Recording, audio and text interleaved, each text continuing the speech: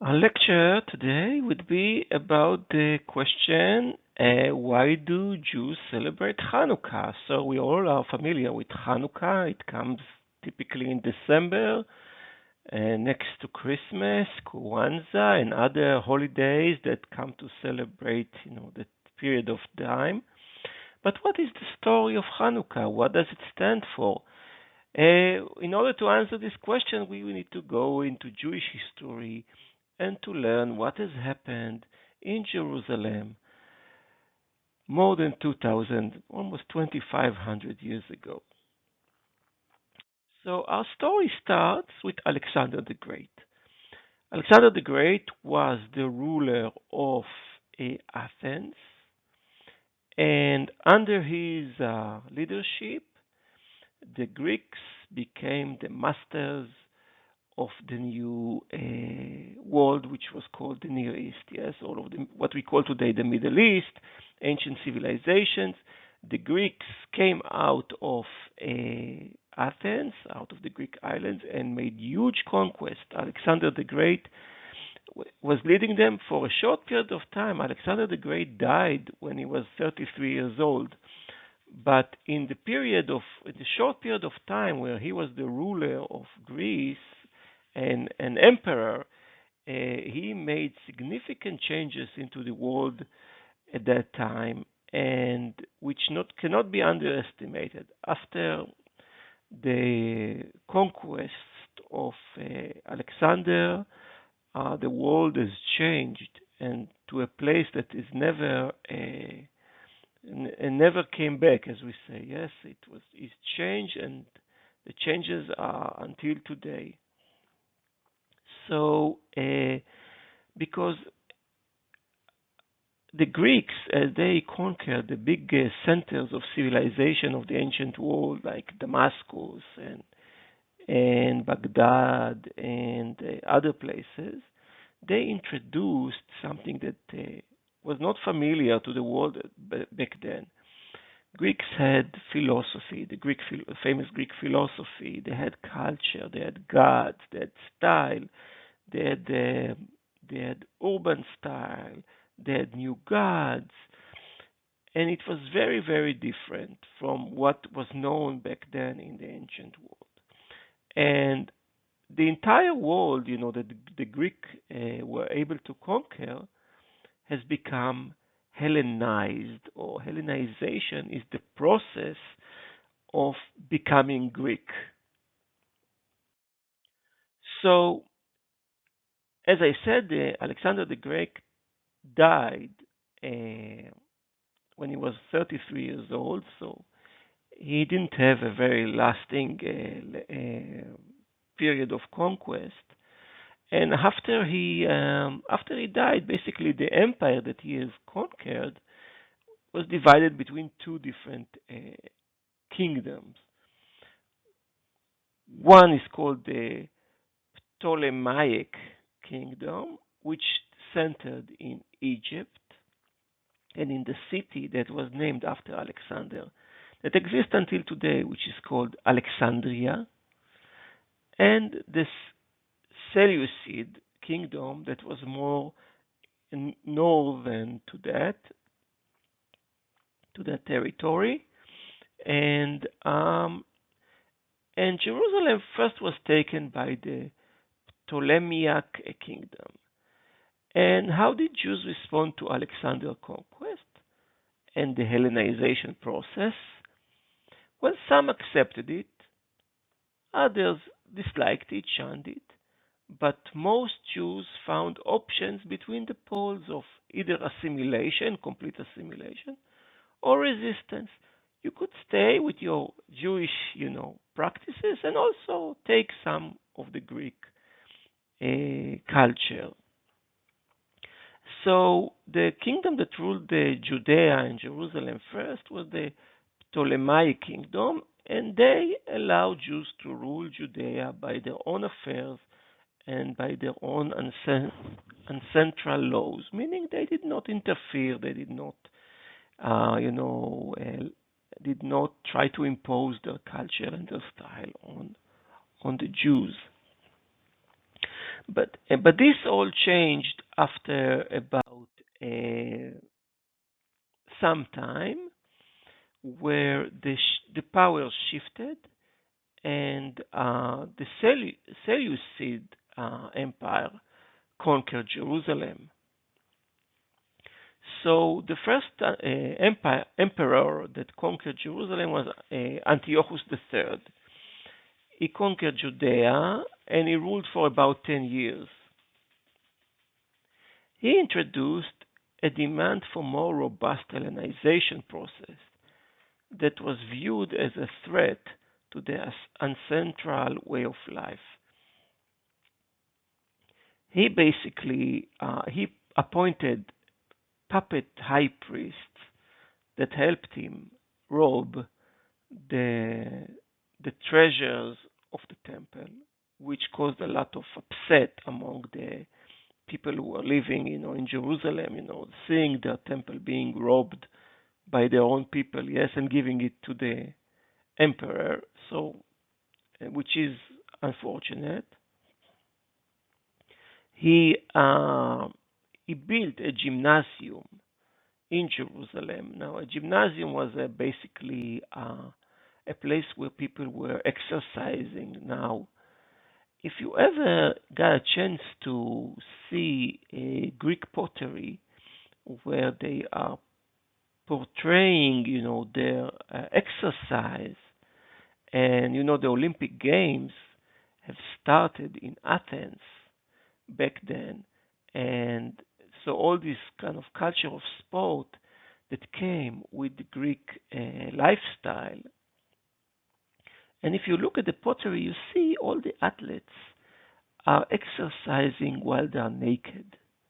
This was the way in which the Greeks like to do their sports. And where is it coming from? Well, the Greek admired the human body and thought that the human body is flawless, and therefore uh, they didn't like that nations around them uh, were putting all kinds of blemishes on the human body. And Jews actually also harm and damage the human body in some way. It's part of their ritual. It's called circumcision. When a baby is born, circumcision is being conducted after 7 days, and the Greeks disliked it and thought this is unnecessary. It's an unnecessary practice. But it's an unnecessary practice, excuse me, and discouraged Jews from practicing it. As the more Jews became Hellenized, there was more and more pressure by their own accord to stop circumcision. So here you're starting to see a clash between religion and culture. The Jewish religion demands circumcision. The general culture, the Greek culture in Jerusalem, kind of like views at least circumcision as something which is not right. And another thing with the human body is that Jews kind of like, and they brought it to the culture around the world, is that this feeling that the body has to be covered. So if you remember the story of Adam and Eve, so the moment Eve got some ate from the forbidden fruit and got some brain in her head, she immediately covered her body. She was ashamed of her naked body. So here you see another clash between Greek culture that admires the naked body and the Jewish culture that wants to cover the naked body, that feels that the naked body is immodest. And to add to that, the circumcision. So there have been, during the period of Antiochus III, who ruled Jerusalem for about 12 years, there has been a pressure on traditional Jewish culture, and was viewing it as backwards, as something that needs to be changed. And when Antiochus III died, he was succeeded by Antiochus IV, which in Jewish culture is called Antiochus the Wicked. Um, he took the process of Hellenization to the extreme. He basically went on a full-fledged religious war against Jewish culture. Uh, Inside the Jewish temple in Jerusalem, he dedicated an altar to the god Zeus. He banned all Jewish religious practices, including circumcision, the day of rest on the Sabbath, and studying and practicing the Torah. He forced Jews to pray to Greek gods and to eat pork. He went on a religious war basically to eradicate Judaism and to force Jews to become Hellenized. So this is why in Jewish culture he is considered the wicked king. Why did he do that? Nobody really knows. It might be that he was just insane.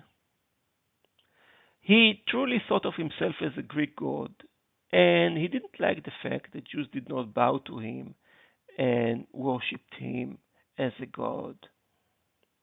He might have been inspired by Greek anti-Semitism during his lifetime. There have been a flourishing literature of anti-Judaism and which despised the Jewish religion and viewed it as flawed. And he might have been inspired, and it might have been all three of these reasons. But anyways, when he came so forcefully against the Jews felt that they have to strike back. So not all Jews joined the revolt. Some tried to speak with the authorities, tried to make them, turn around their policies. Some were happy to assimilate, but some decided to strike back. It just happened to be that at that period of time, the Seleucid Empire was in a situation where they had to fight many wars at the same time. So this little rebellion, in Jerusalem was not so much important for them, and so it eventually became successful. The war began in Modi'in, which is a small town um, near Jerusalem, where the priest Mattathias killed a Greek officer and called for war. He said, "Who is for God? Come join me." And they started a guerrilla war against the occupiers. That guerrilla war took about 3 years until they were able to take Jerusalem. That war continued for about 15 years until the Greeks were completely out of their land. So it took about for 15 years to get rid of the Greeks, but after 3 years they were able to take Jerusalem. They rededicated the temple, they cleaned it from the Zeus worship, and ever since then, more or less, Hannukah is being celebrated. So Hannukah, the word Hannukah comes to the literal meaning of the word Hanukkah is the rededication, and basically it comes to celebrate the victory of the Maccabees, who were able to get rid of the Seleucid Empire and Antiochus III, and to able to worship their religion the way they are understand it. And this begins and this ushers a period of 80 years, about an 80 years, where the Jewish independent kingdom was under the territories of the land of Israel. So from the year 140 to the year 63 before Common Era, an independent Jewish kingdom called the Hasmonean Kingdom was ruling Judea and the territories uh, around it. It restored the traditional Jewish life, but the process of Hellenization continued. Antiochus had forced Jews to choose between Jewish tradition and foreign practices, which forced people to rebel. With the absence of such compulsion, some Greek practices entered the mainstream society. And I want to draw your attention in the last slide to the streams of or the philosophies in Judaism that developed that period of time of that independent Jewish kingdom. In my opinion, that period of independent Jewish kingdom has been probably one of the most important periods of human history. I'm not talking about Jewish history, of human history. Why? Because of these philosophies that had emerged in Judaism at that time, which gave rise later on to another religion that developed from a Jew that was born in Judea, was born in Judea at that period of time, Jesus of Nazareth. So, and he was inspired by these philosophies that have developed at that period of time. And the contribution that Judaism has made on Christianity is immense. So, let's just review them very quickly. The first philosophy is called the Pharisees. In that period of time, a group of people which are called the rabbis or the Pharisees had emerged. They have developed a unique understanding of the Jewish law and Jewish customs, which includes the written law, the Bible that is written, and everything is written in the Bible in the written text. But they have developed additional sets of traditions that accustom the Bible.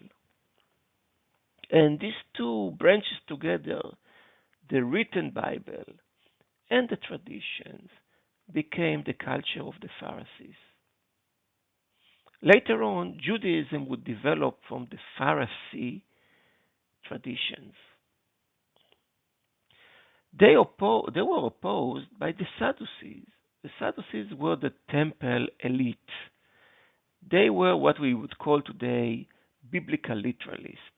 They followed the Bible literally. And they opposed any of those changes and traditions that the Pharisees introduced. And the third group was the Essenes. The Essenes basically renounced the world and decided to go to the desert and to live in small communities and to wait for the end of days. They opposed the Pharisees and the Sadducees. They gave up on Jerusalem and they were just expecting something to happen. Jesus and his apostles were very influenced by the Pharisees and the Essenes. But this is something for a different lecture. So, why do Jews celebrate Hanukkah? To remember a great war against religious coercion that ended up with independence, with victory, and with celebration.